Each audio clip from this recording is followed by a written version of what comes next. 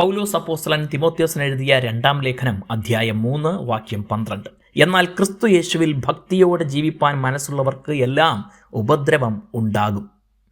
യേശുക്രിസ്തുവിലാണ് നമുക്ക് പുതുജീവൻ ലഭിച്ചത്. അങ്ങനെ ജീവൻ പ്രാപിച്ച നമ്മുടെ ജീവിതം ക്രിസ്തുവിലാണ്.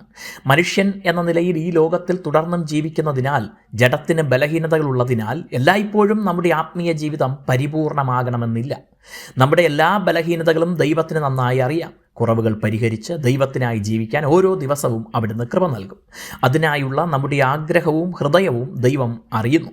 ശാഠ്യത്തോടെ പാപം ചെയ്യുകയും അതിൽ തുടരുകയും ചെയ്യുമ്പോഴാണ്, മാനസാന്തരമില്ലാതിരിക്കുമ്പോഴാണ് ദൈവത്തിന് നമ്മെ സഹായിക്കാൻ കഴിയാതെ വരുന്നത്. അതേസമയം യേശുക്രിസ്തുവിൽ ജീവിക്കുക എന്നത് പലതിനോടും യുദ്ധം ചെയ്ത് ആണ് സാധ്യമാകുക. ജഡം, ലോകം, സാത്താൻ എന്നീ 3 മേഖലകളാണ് പ്രധാനമായും ശത്രുക്കളായി നിലകൊള്ളുന്നത്.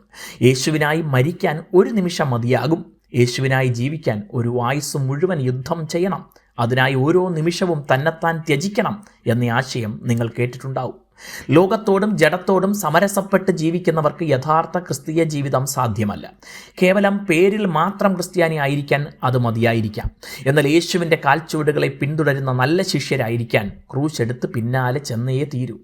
ക്രിസ്തുവിൽ ഭക്തിയോടെ ജീവിക്കാൻ മനസ്സുള്ളവർക്ക് എന്നാണ് ഇവിടെ കാണുന്നത്. അത് നാം സ്വയം നടത്തുന്ന തെരഞ്ഞെടുപ്പാണ്. മനസ്സില്ലാത്തവർക്ക് ഉപദ്രവങ്ങൾ ഒഴിവാക്കാൻ കഴിഞ്ഞെന്ന് വരും. എന്നാൽ ഉപദ്രവങ്ങളില്ലാതെ സുഖമായി ജീവിക്കാനാണെങ്കിൽ ക്രിസ്തീയ ജീവിതം സാധ്യമല്ല. ക്രിസ്തുവിനായി ജീവിക്കാൻ മനസ്സുള്ളവർക്ക് എല്ലാം എന്നതിൽ ആരെയും ഒഴിവാക്കിയിട്ടില്ല. ഓരോരുത്തർക്കും സാഹചര്യങ്ങളും ഉപദ്രവങ്ങളും വ്യത്യസ്തമായിരിക്കാം. ഉപദ്രവം ഇതിൻ്റെ ഭാഗമാണ്. പക്ഷേ ദൈവം നമുക്കായി പ്രതിഫലവും ഒരുക്കുന്നുണ്ട്. ക്രിസ്തുവിൽ ഭക്തിയോടെ ജീവിക്കുന്നവർ ക്രിസ്തുവിൻ്റെ വീണ്ടും വരവിൽ അവ പ്രാപിച്ച് എന്നേക്കും കൂടെ വാഴും. ദൈവം നിങ്ങളെ അനുഗ്രഹിക്കട്ടെ.